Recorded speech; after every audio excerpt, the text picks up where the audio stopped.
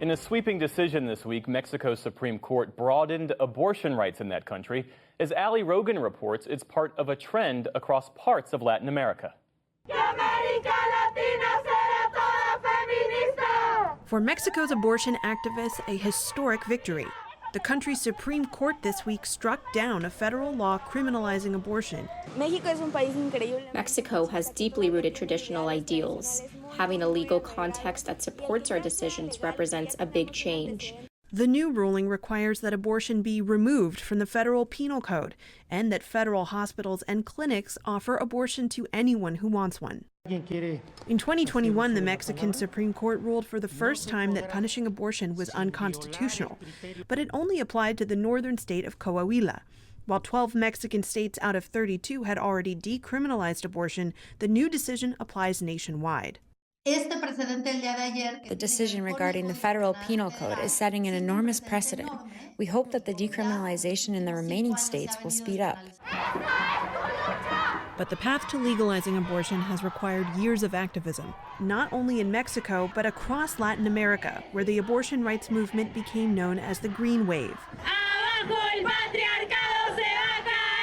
It got its name in 2018 after more than 1 million Argentinian activists wearing green scarves took to the street to demand abortion be legal. And it was a movement with decades in the making. It took hold in Argentina in the 1980s, but it wasn't until 2020 that that country legalized the procedure up to the 14th week of pregnancy. Other countries followed suit, including Colombia and Ecuador, where women can now seek an abortion in case of rape. Latin America has historically had some of the world's most restrictive abortion policies, but the recent regional trend towards legalization stands in contrast to the United States,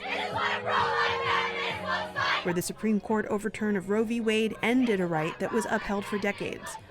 But back in Mexico, some still continue to resist the changes. We're not going to stop until Mexico guarantees the right to life from the moment of conception. For the PBS NewsHour, I'm Ali Rogan. For more on Mexico's landmark ruling, we turn to Maria Antonieta Alcalde. She serves as the director of IPAS Latin America and the Caribbean. That's a regional organization advocating for women and abortion rights. Thank you for being with us. Thanks for the invitation. Well, as we heard, Latin America is in the midst of a so-called green wave as countries like Mexico, Colombia, Argentina, they've knocked down major abortion restrictions in recent years. What's behind the move to liberalize abortion access? Because abortion laws have historically been fairly strict across Latin America, which is a predominantly, as you well know, Catholic region. Well, it's still a predominant Catholic region. And I think that one element has been, of course, the women's movement, the feminist movement. This has been part of the agenda of this movement for a very long time. And also I think that the region has been moving to acknowledging that beyond the personal religious beliefs of the people, we need laws that serves everyone. And putting women in jail for having an abortion is not the solution. I think the solution is also not forcing anyone to continue a pregnancy that doesn't want or cannot continue. I think that there is a cultural shift, also more progressive governments, but most of all, a very strong civil society movement behind this. Do you see Mexico becoming a sanctuary for American women who are seeking abortion services? Mexico is already a sanctuary for American women seeking services. More and more, I think that in the past, I think Mexican women used to go to the U.S. for looking for safe abortion services. But since SB 8 in Texas and with the Dobbs decision of the Supreme Court, we are seeing more and more, but in really large number, American women coming to Mexico or seeking for help. There are different networks of women mostly supporting other women to have abortions at home. And I think that with this decision of the court, that safety net that makes women feel safe when they come to Mexico to look for an abortion is growing even bigger. There are now abortion rights advocates who are looking south to parts of Latin America and the Caribbean for guidance on how to win back reproductive rights after the U.S. Supreme Court overturned Roe. What lessons might they learn? I think in the past, the US movement used to be very isolated from the global movement. The Green Wave is in all Latin America, but also we learned from Poland, from Ireland, from other countries.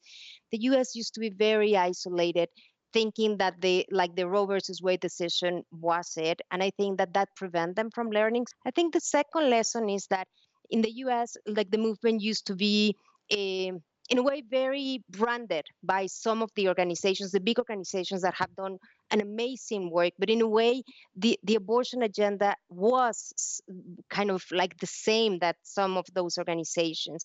And I think that one of the lessons learned is the importance of a vibrant movement that is very organic. And that's the lesson of the Green Wave, when young people can be, maybe they are not in favor of one or the other party, but they are in favor of the agenda. So having a more organic, more vibrant, less branded movement and less controlled movement, it may be another one.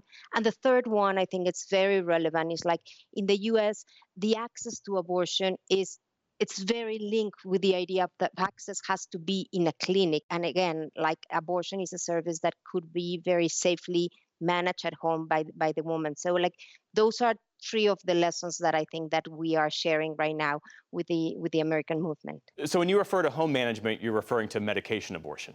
Absolutely. Like what I'm referring to medication abortion using two pills, two medications, mifepristone and misoprostol, and that's completely safe according with the WHO guidelines. And we should also say that there are anti-abortion advocates who are now training their focus on Mexico to restore some of those restrictions as we talk about the broader effort to ease restrictions across Latin America.